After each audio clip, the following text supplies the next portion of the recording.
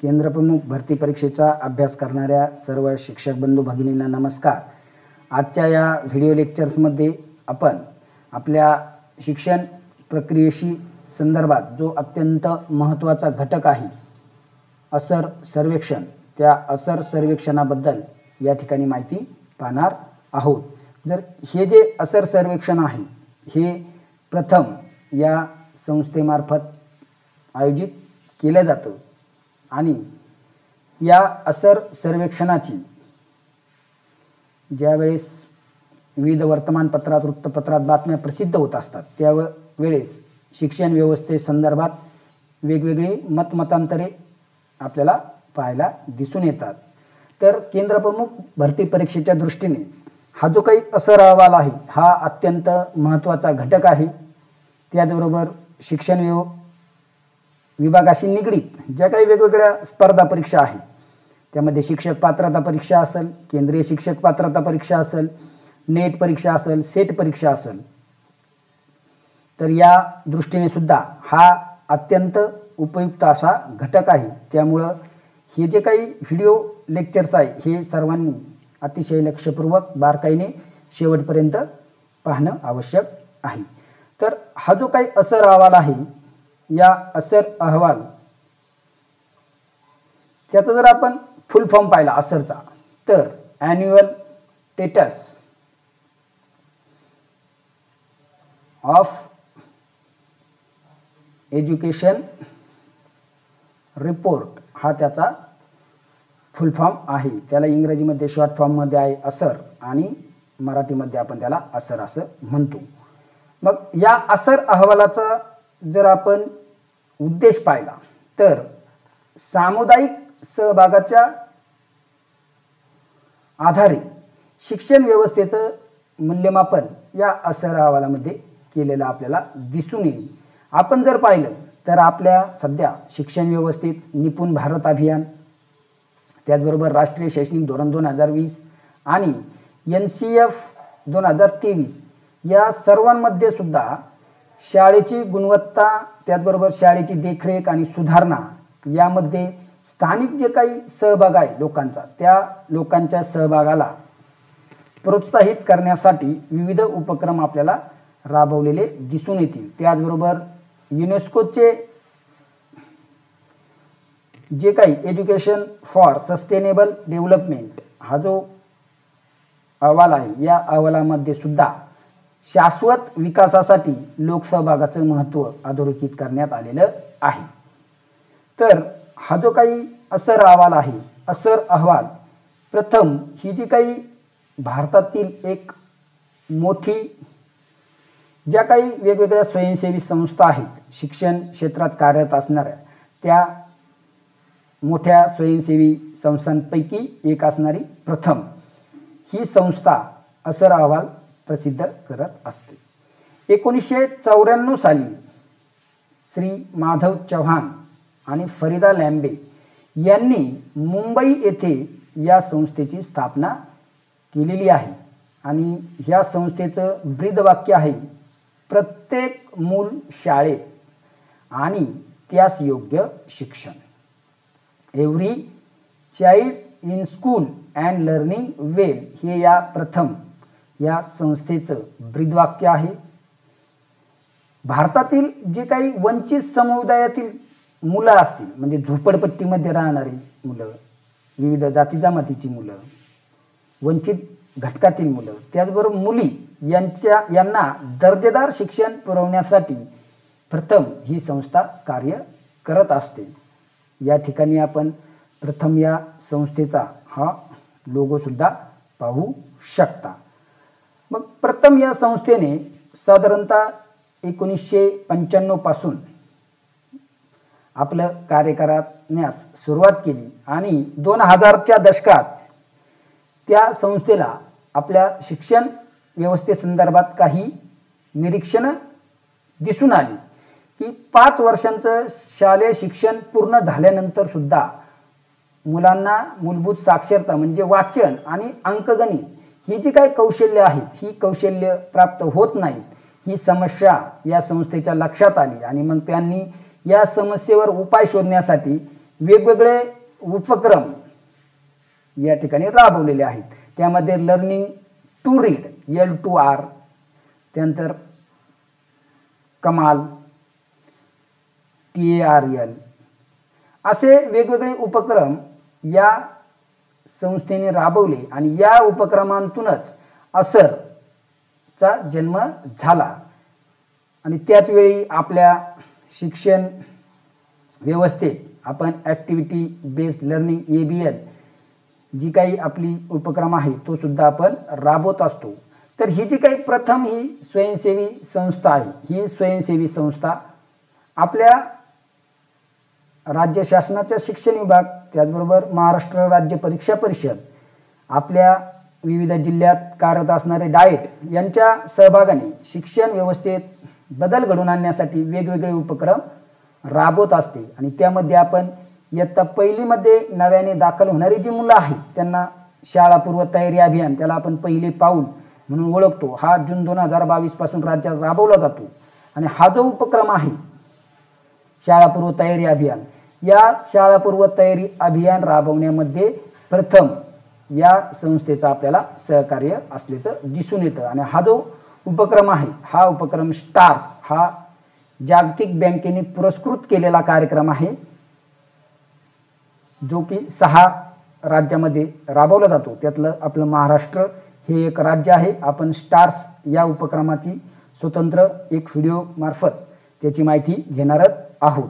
तर या स्टार्स प्रकल्प अंतर्गत जो शाळापूर्व तयारी अभियान आहे आणि त्यामध्ये पहिले पाऊल हा जो काही उपक्रम आहे, हा उपक्रम किंवा अभियान राबवण्यामध्ये प्रथम या स्वयंसेवी संस्थेचा आपल्याला काय दिसतंय, सहकार्य दिसून येतं. ही या प्रथम या संस्थेची प्राथमिक स्वरूपाची माहिती आपण पाहिलेली आहे. आपला मुख्य मुद्दा आहे वार्षिक शिक्षण स्थिती अहवाल. असरला मराठीमध्ये नाव आहे वार्षिक शिक्षण स्थिती अहवाल. आणि हा जो काही annual status of education report असर, या असरची माहिती आपण आता पाहणार आहोत. Annual status of education report हे एक देशव्यापी संपूर्ण देशात नागरिकांच्या, हे कोणती एखादी सरकारी यंत्रणा नाही, तर स्वयंसेवी संस्था विविध त्या भागातील नागरिकांच्या नेतृत्वाखाली शाळा आधारित, परंतु कसं कौटुंबिक किंवा घरगुती सर्वेक्षण आहे. पुढे आपल्याला मुद्दा येईल ते घरगुती स्वरूपाचं का करण्यात आलेलं आहे. तर हा प्रश्न विस्ताराधिकारी परीक्षेला आला होता. असर हे टिंब सर्वेक्षण आहे, तर ते एक कौटुंबिक किंवा घरगुती सर्वेक्षण आहे. कारण की ही जी काही चाचणी असते असरची, ही कोणत्याही शाळेत आधारित किंवा शाळेत घेतली जात नाही, तर ती त्या विद्यार्थ्याच्या घरी जाऊन घेतली जाते. म्हणून याला शाळा आधारित घरगुती किंवा कौटुंबिक सर्वेक्षण म्हटलं जातं. हे फक्त ग्रामीण भारतातल्याच शहरी भागात नाही, तर ग्रामीण भारतातील मुलांचे जे काही शालेय शिक्षण आहे त्या शिक्षणाचे समग्र चित्र प्रस्तुत करण्याच्या हेतूनं हे सर्वेक्षण आयोजित केलं जातं. पहिला असर अहवाल 2005 साली प्रसिद्ध करण्यात आला. आणि नंतर प्रथम या संस्थेअंतर्गत असर हे जे सेंटर आहे, हे असर सेंटर जानेवारी 2008 मध्ये एक स्वतंत्र युनिट म्हणून स्थापन करण्यात आलं. आणि मग त्याच्या अंतर्गत हा असर सर्वेक्षण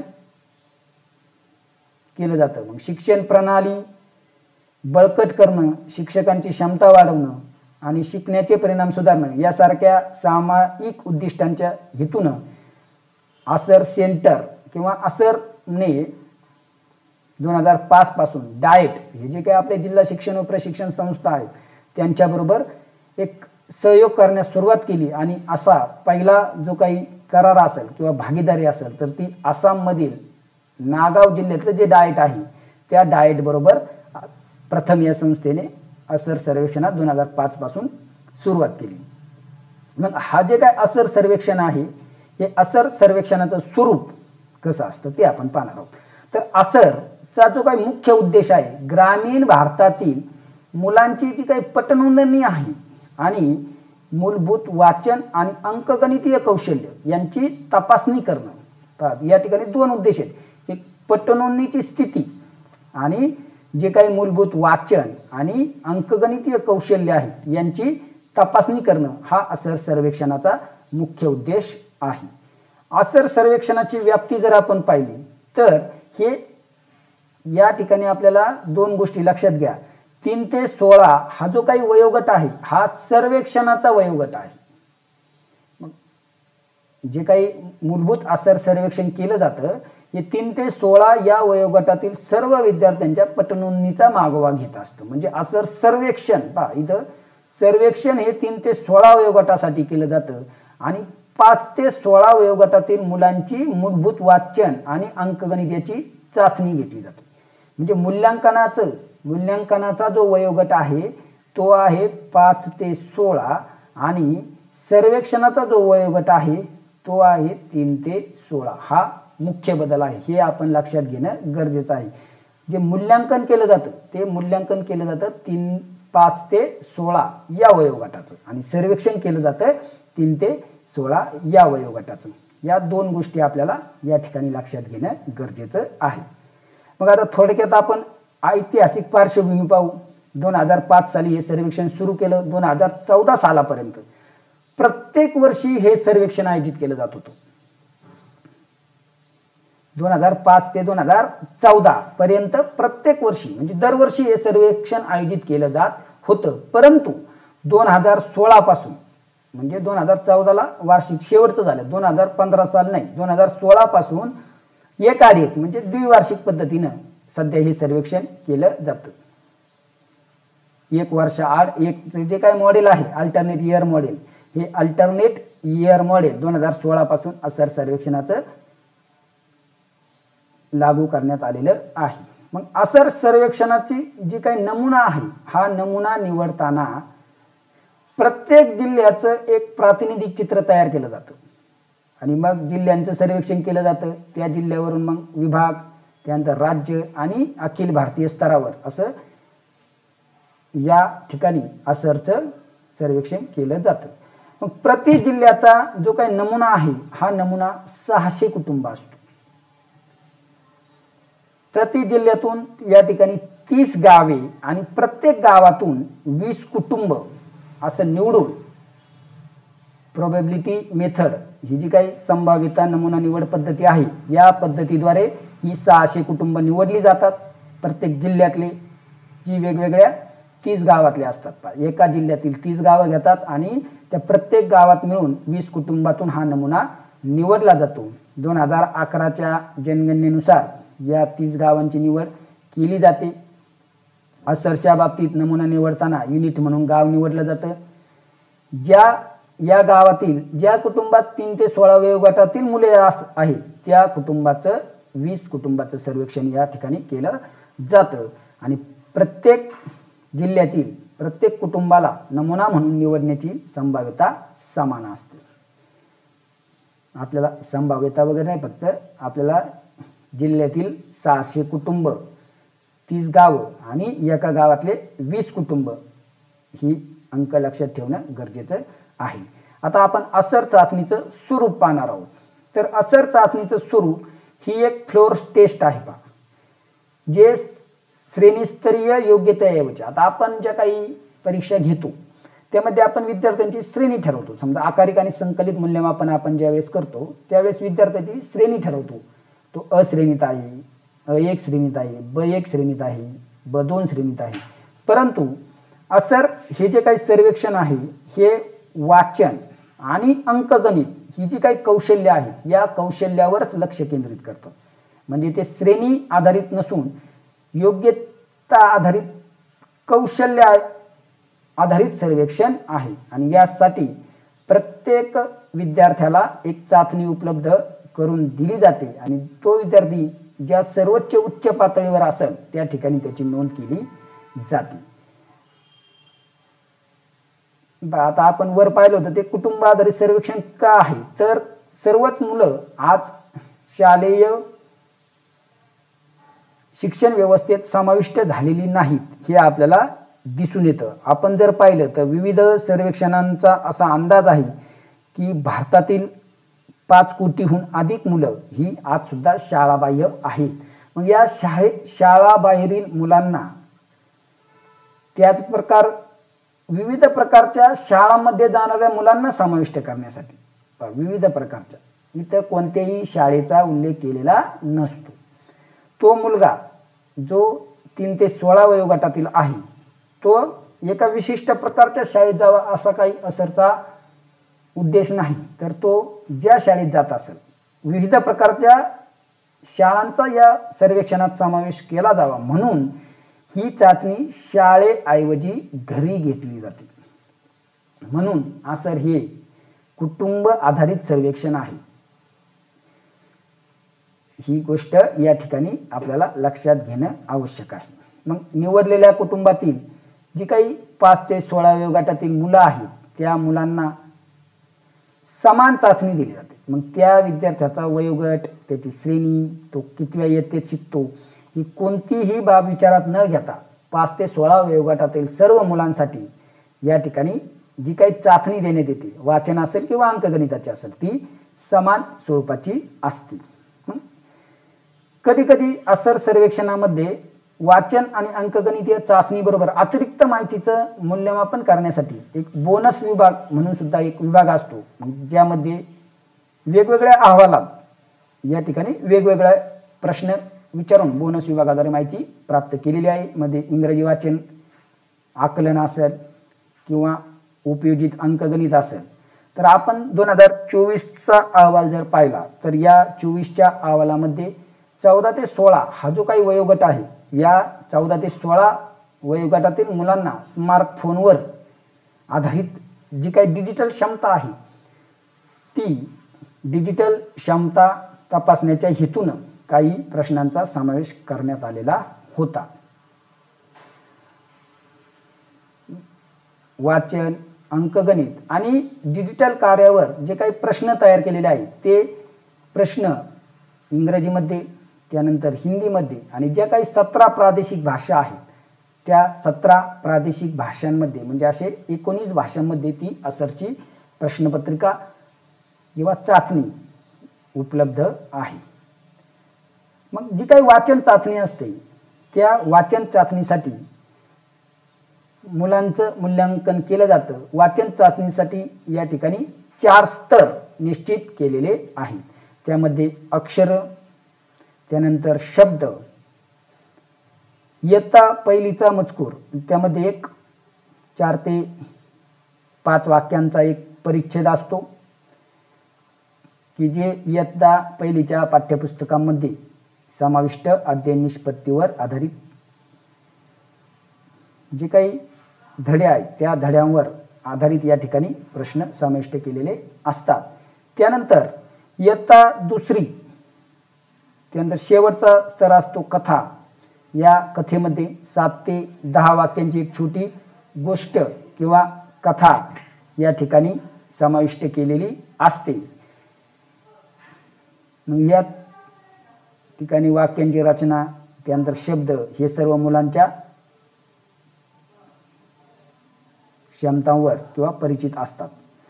त्यानंतर मग हे सुरुवातीला मुलाला परिच्छेद किंवा कथा यापैकी एक कोणती तरी एक गोष्ट वाचण्यासाठी दिली जाते आणि जास्तीत जास्त लक्षात घ्या 3 किंवा 3 पेक्षा कमी चुका जर केल्या तर तो विद्यार्थी त्या क्षमतेवर चिन्हांकित म्हणून केला जातो. कमीत कमी म्हणजे जास्तीत जास्त 3च चुका ह्या क्षमापित असतात. 3 पेक्षा जर जास्त 4-5 जर चुका झाल्या तर त्याला खालच्या स्तरावर निश्चित केलं जातं. एखादा विद्यार्थी जर वाचताना त्याने कोणताच स्तर पार केला नाही तर त्याला नवशिका, बिगिनर्स, त्याला नवशिका किंवा बिगिनर्स म्हणून काय केलं जातं, चिन्हांकित केलं जातं. मग जशी वाचनाची चाचणी असते तशीच अंकगणितीय चाचणी सुद्धा या ठिकाणी घेतली जाते. त्यामध्ये सुद्धा संख्यांची ओळख 1 ते 9 पर्यंतच्या संख्या, त्यानंतर संख्यांची ओळख 11 ते 99 पर्यंतच्या संख्या, 2 अंकी संख्यांच्या हातच्याची वजाबाकी आणि 3 अंकी संख्येला 1 अंकी संख्येने भागणे का ज्यात बाकी उरत असते, असं एक भागाकाराचं उदाहरण या ठिकाणी दिलेलं असतं.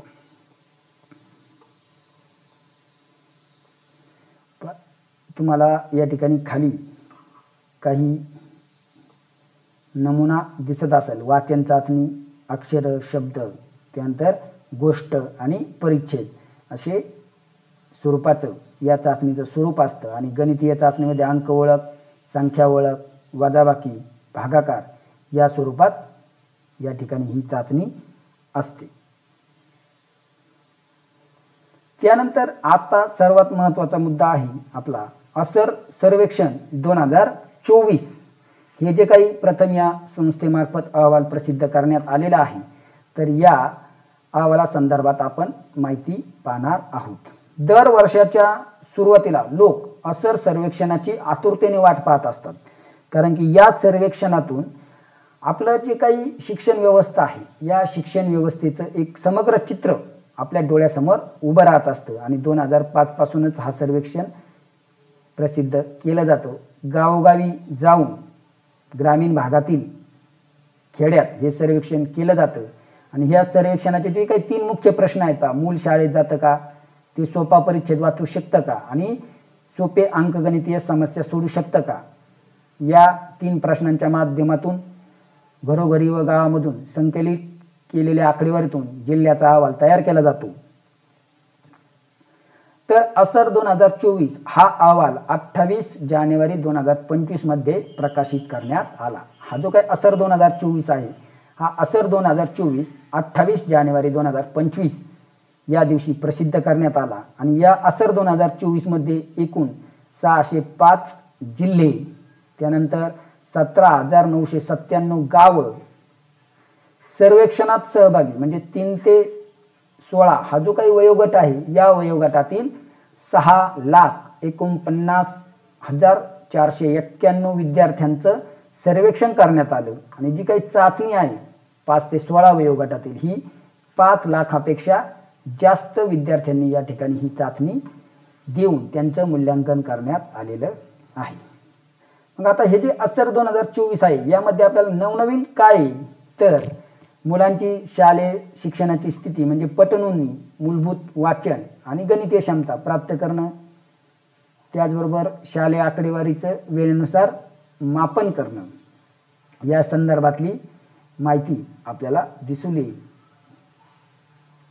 प्रत्येक नमुन्यात एका गावातली जी काही सरकारी शाळा असेल, जो गाव नमुना म्हणून निवडलेला आहे, त्या नमुना निवडीच्या गावातील सरकारी शाळेला भेट देऊन जे काही स्वयंसेवक आहे, ते स्वयंसेवक माहिती मिळवत असतात. आणि 2009 पासून ते प्रत्येक त्या गावातील सरकारी शाळेला भेट देत असतात. त्याचबरोबर असर 2024 मध्ये जो काही 14 ते 16चा वयोगट आहे, त्यात त्यांना डिजिटल साक्षरता आणि क्षमता यावर आधारित प्रश्नांचा नव्याने समाविष्ट केलेला आहे.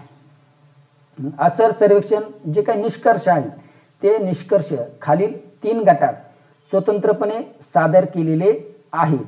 त्यामध्ये आपल्याला दिसून येईल की पूर्व प्राथमिक वयोगट जो 3 ते 6 वर्ष वयोगटाचा आहे, त्या 3 ते 6 वयोगटासाठी स्वतंत्र या ठिकाणी निष्कर्ष सादर केलेले आपल्याला दिसून येतील. त्याचबरोबर प्राथमिक वयोगट 6 ते 14 मोठी मुले म्हणजे जे 15 ते 16 वर्ष वयोगटातील आहे, त्या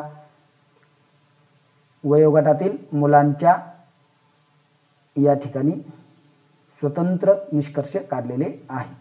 तर 3 ते 5 वयोगटातील जी मुलं आहेत, ती अंगणवाडी केंद्र असतील किंवा पूर्व प्राथमिकचे वर्ग असतील किंवा खाजगी LKG UKG सारखे वर्ग असतील, तर 2018 पासून तर 2024 पर्यंत सातत्याने त्यात काय झालेली वाढ झालेली आपल्याला दिसून येईल. तर खाली 2022चा जो अहवाल होता, त्यामध्ये 75.8% वरून 2024 मध्ये ही जी काही नोंदणी आहे, या नोंदणीत आपल्याला वाढ झालेली दिसून येईल. त्यानंतर मग या ठिकाणी काही राज्यांचे गुजरात, महाराष्ट्र, ओडिशा, तेलंगणा ही जी काही राज्य आहेत, या राज्यांमध्ये सुद्धा या 3 वर्ष वयोगटातील मुलांच्या पटनोंदणीत वाढ झाल्याचं आपल्याला दिसून येईल. तर ही जी एकंदरीत आकडेवारी आहे 3 ते 5 वयोगटातील या सर्व पूर्व प्राथमिक वर्गात विद्यार्थी पटनोंदणी या ठिकाणी आपल्याला वाढ झाल्याची दिसून येईल. त्यानंतर अंगणवाडी ही जी शासकीय संस्था आहे यामध्ये सर्वात जास्त 3 ते 5 या वयोगटातील सर्वात जास्त मुलं ही अंगणवाडीमध्ये शिकत आहेत. म्हणजे पूर्व प्राथमिक वयोगटातील सर्वात मोठ्या प्रदाता म्हणजे त्या ठिकाणी विद्यार्थी शिकत आहेत. हे एक आपल्याला लक्षात ठेवायचे. खाली त्याची काही आकडेवारी आपण या ठिकाणी दिलेली आहे. त्यानंतर इयत्ता पहिली प्रवेशाचं वय म्हणजे 5 वर्ष किंवा 5 वर्षापेक्षा कमी जी काही मुलं आहेत त्या कमी वयाच्या मुलं शाळेत दाखल करून घेण्याचं प्रमाण काय व्हायला लागले आता कमी होत चाललेले आहे. म्हणजे 5 वर्षापेक्षा कमी मुलाची वयाची मुलं इयत्ता पहिलीमध्ये दाखल करून घेण्याचं प्रमाण 4% सुद्धा काय झाले आता कमी झाले. त्यानंतर सध्या जी काही पटनोंदणी आहे 6 ते 14 वर्ष वयोगट या 6 ते 14 वर्ष वयोगटातील पटनोंदणीचं प्रमाण 20 वर्षापासून 95% जास्त आहे आणि हे 2018 साली 98.4% वरून 98.1 म्हणजे त्याच्यात थोडीशी काय झालेली आहे घसरण झालेली आहे. म्हणजे पटनोंदणीचं जे प्रमाण आहे ते या ठिकाणी घसरण. मग सरकारी शाळेत सुद्धा आणि खाजगी शाळा या दोन्ही शाळेत पटनोंदणीच्या प्रमाणात काय झालेली आहे घट झालेली आहे. आणि सरकारी शाळांमध्ये 2022च्या तुलनेत 72.9 वरून 66.8 म्हणजे जवळपास 6% आसपास या ठिकाणी आपल्याला त्यात घट झालेली दिसून येते. सर्वच राज्यांमध्ये हे जे पटनोंदणीचं प्रमाण आहे हे 95% जास्त आहे. आणि बघ वाचन आणि अंकगणित कौशल्य हा जो मूलभूत सर्वेक्षणासाठी प्रश्न आहे त्यामध्ये फक्त इयत्ता तिसरीची 23.4% मुलंच इयत्ता दुसरीचा उतारा वाचू शकली. हे प्रमाण 2022ला 16.3% होतं. त्यामध्ये सुधारणा झाल्याचं आपल्याला दिसून येईल. आणि 8वीच्या 45.8% विद्यार्थ्यांनी जे काही गणितीय क्षमता आहे त्या प्राप्त केल्याच्या आपल्याला दिसून येईल. म्हणजे वाचन कौशल्यापेक्षा अंकगणितीय क्षमतांमध्ये अधिक सुधारणा झाल्याचं आपल्याला दिसून येईल. आणि सरकारी शाळांमध्ये खाजगी शाळांपेक्षा जलद प्रगती झाल्याचं दिसून आलेलं आहे 2024च्या अहवालामध्ये.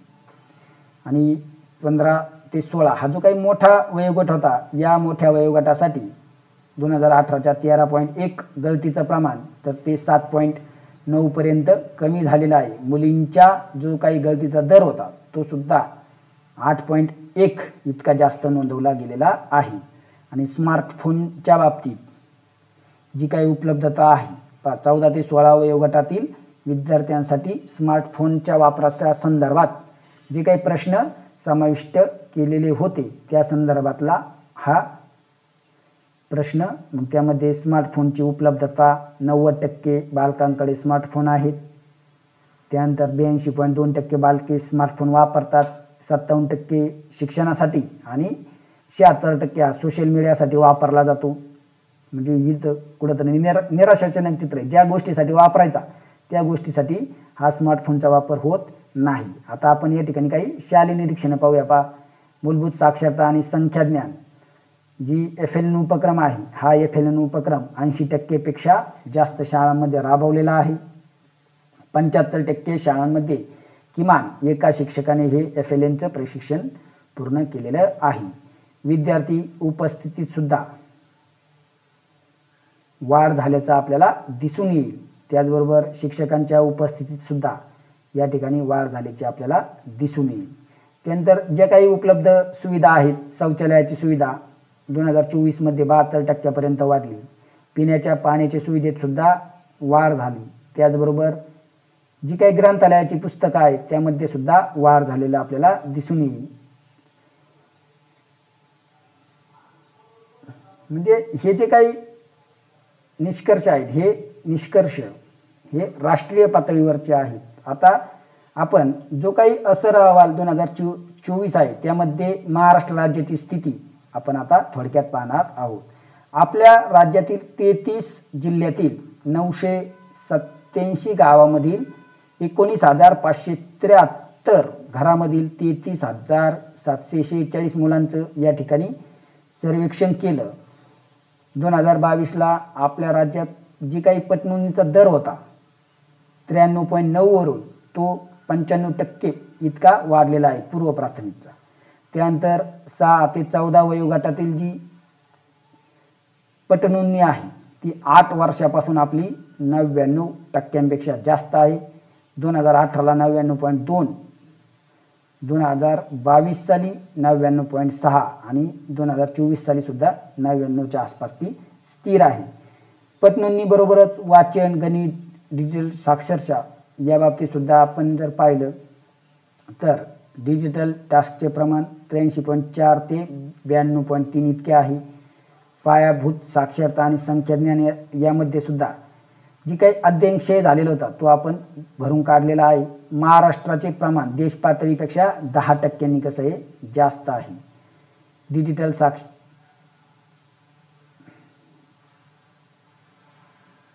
15 ते 16 यामध्ये सुद्धा 98% विद्यार्थी हे शाळांमध्ये प्रवेशित आहेत आणि शाळाबाह्य विद्यार्थ्यांची संख्या सुद्धा आपल्याकडे कशी आहे कमी आहे. 94.2% विद्यार्थ्यांच्या घरी स्मार्टफोन आहेत. त्यातले विद्यार्थी स्मार्टफोनचा वापर करतात अशी नोंद असल अहवालात घेण्यात आलेली आहे.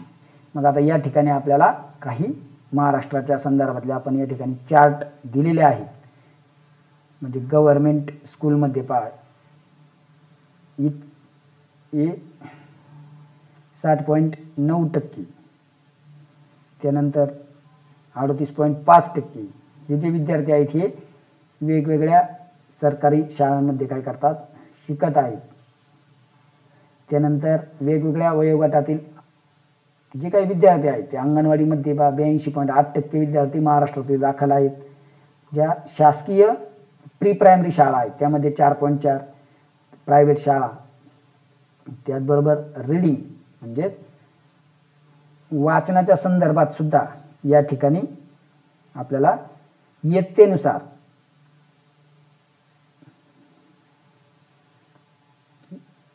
विद्यार्थ्यांची माहिती उपलब्ध करून दिलेली आहे. पहिलीचे 42.9% विद्यार्थ्यांनी काय केलेले आहे शब्दाचं वाचन केलेलं आहे. त्यानंतर 26% विद्यार्थ्यांना वाचन करता आलेलं नाही. या ठिकाणी आपल्याला एकूण विद्यार्थ्यांच्या जे काही वाचनाचा दर आहे तो दिसून येईल. सरकारी शाळा 37%, खाजगी शाळा 37.5%, एकंदरीत 37.1%. त्यानंतर इथं खाली अंकगणिताचं सुद्धा आपल्याला दिसून येईल की सरकारी शाळेत 31.6% विद्यार्थ्यांना ती क्षमता प्राप्त आहे आणि खाजगी शाळेतील 31.2%. ही 2022ची जी आकडेवारी आहे ही कोरोना काळामुळे या ठिकाणी शाळा बंद असल्याच्या परिणामामुळे ती आपल्याला कमी दिसून येते. त्यामुळे 2022 मध्ये त्यामध्ये वाढ झाल्याचं आपल्याला दिसून येते. त्यानंतर स्मार्टफोनच्या बाबतीत शाळेमध्ये विविध ज्या काही वेगवेगळ्या सुविधा आहेत त्या सुविधांची सुद्धा माहिती आपल्याला या ठिकाणी दिसून येते. 95.4% शाळेत पोषण आहार दिला जातो. पाण्याची सुविधा, टॉयलेटची, त्यानंतर मुलींसाठी स्वतंत्र शौचालय, लायब्ररी, त्यानंतर लाईटची व्यवस्था, कॉम्प्युटर अशा वेगवेगळ्या बाबतीत या ठिकाणी सुविधा आपल्याला या ठिकाणी दिसून येतात. आता सर्वात महत्त्वाचा मुद्दा आहे हे जे काही असर आहे या असरवर जे प्रश्न आता पहा या ठिकाणी मी काही हस्तलिखित प्रश्न टाकलेले आहेत. हे प्रश्न ज्यावेळेस मी आणि आमचे मित्र केंद्रप्रमुख परीक्षेचा अभ्यास करीत होतो जून महिन्यात, जून 2023 ते ऑक्टोबर-नोव्हेंबर पर्यंत जोपर्यंत विस्तार अधिकारीचा पेपर होत नव्हता तोपर्यंत हे प्रश्न काढलेले आहेत.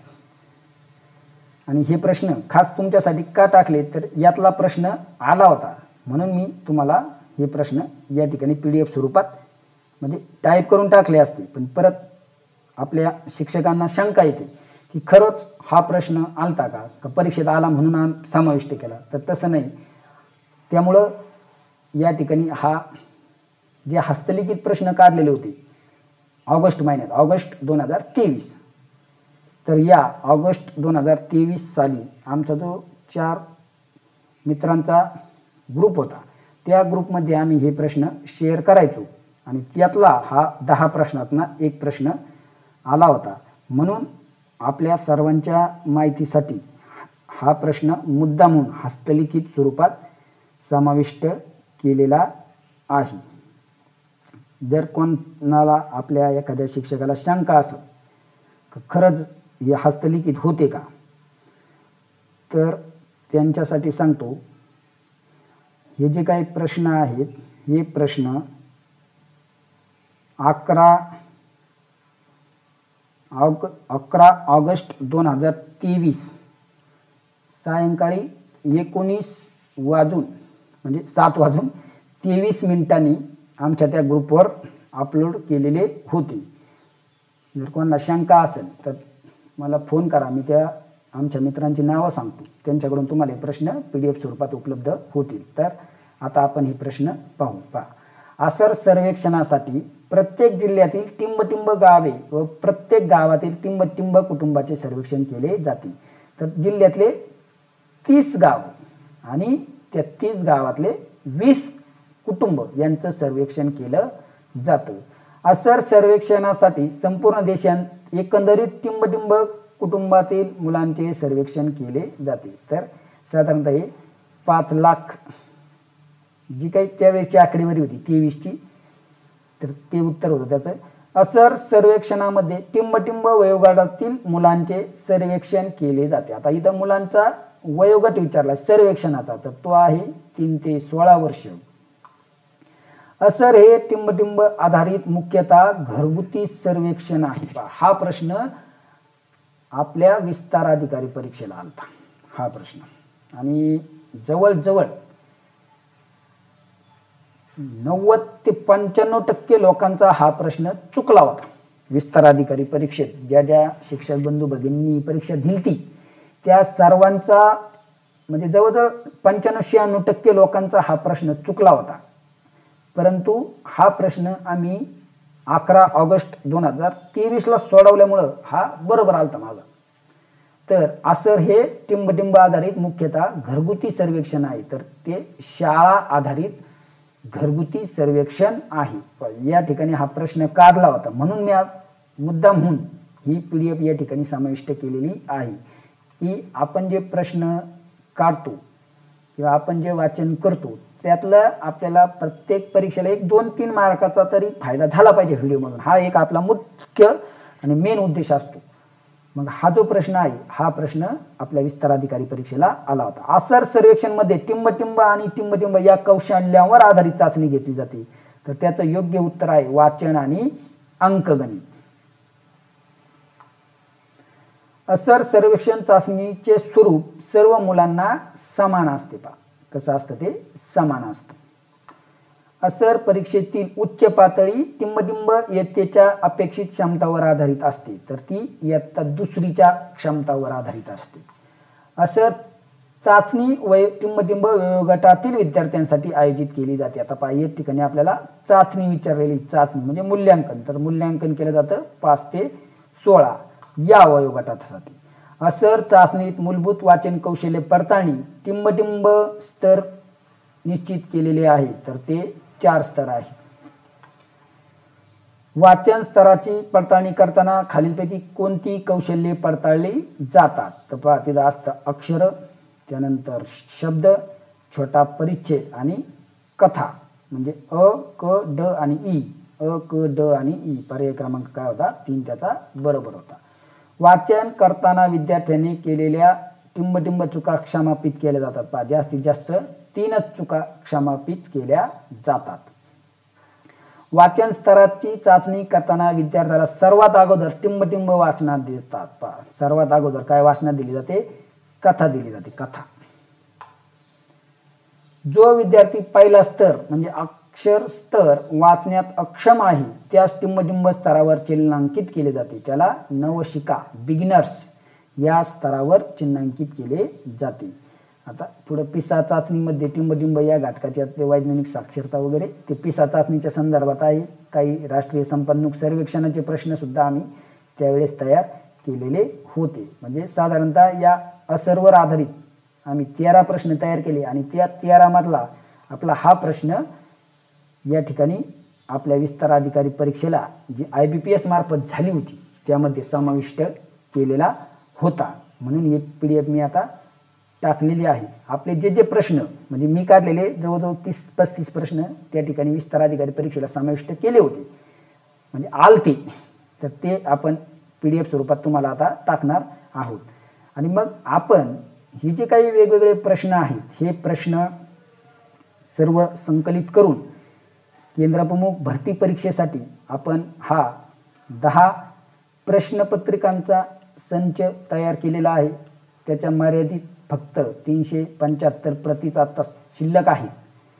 तर आपल्या ज्या शिक्षक बंधू भगिनींना हा संच हवा आहे त्यांनी आपल्या 73 87 80 44 82 या क्रमांकावर संपर्क साधून आपला संच आपण या ठिकाणी बुक करू शकता.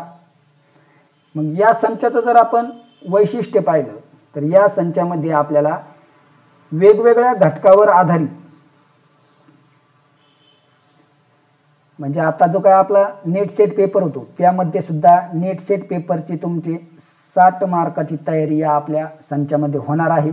आणि जे शिक्षक बंधू भगिनी नेट सेट परीक्षा शिक्षणशास्त्र हा विषय देऊन घेणार आहे, म्हणजे शिक्षणशास्त्र या विषयात त्यांची एक्स्ट्रा 60 मार्काची तयारी सुद्धा या ठिकाणी होते. म्हणजे तुमचे नेट सेट परीक्षेचे 120 गुणांची तयारी या आपल्या प्रश्नसंचामधून होणार आहे.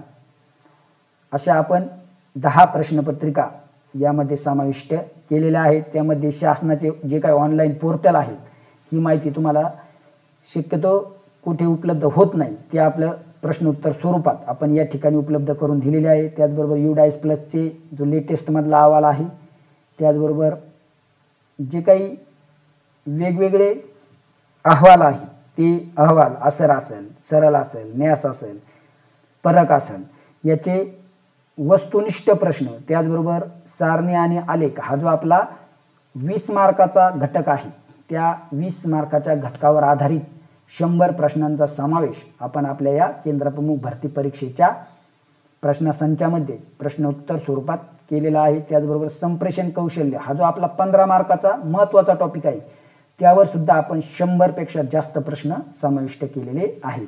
तरी ज्यांना हा संच हवा आहे त्यांनी 73 87 80 44 82 या क्रमांकावर संपर्क करून आपला संच या ठिकाणी आपण नोंदवू शकता. त्याचबरोबर सर्व शिक्षक बंधू भगिनींनी आपलं हे जे काही MD टीचर हे जे YouTube चॅनल आहे या YouTube चॅनलला जास्तीत जास्त लाईक सबस्क्राईब करा. आपल्या इतर जे काही शिक्षण क्षेत्राशी संदर्भात जे काही वेगवेगळ्या परीक्षा आहेत त्या परीक्षांची तयारी करणाऱ्या आपल्या शिक्षक बंधू भगिनींपर्यंत सुद्धा आपल्या या YouTube ची लिंक पोहोचवा. हा व्हिडिओ जास्तीत जास्त लोकांपर्यंत पोहोचवा, कारण की आपल्या सर्व शिक्षकांना आता जी काही नवनवीन आव्हानं निर्माण होणार आहेत आपल्या शिक्षण व्यवस्थेत, ही आव्हानं पेलण्याची क्षमता आपण एकमेकांच्या सहयोगानं पूर्ण करणं अपेक्षित आहे. त्यामुळं हे जे काही आपले व्हिडिओ आहेत किंवा लेक्चर्स आहेत हे जास्तीत जास्त शिक्षकांपर्यंत पोहोचवणं अशी सर्वांना विनंती करतो. त्याचबरोबर सर्वांनी लाईक करा, कमेंट करा, सबस्क्राईब करा. धन्यवाद. पुढच्या भागात आपण असाच एखादा नवीन टॉपिक घेऊन पुन्हा एकदा भेटूया. धन्यवाद.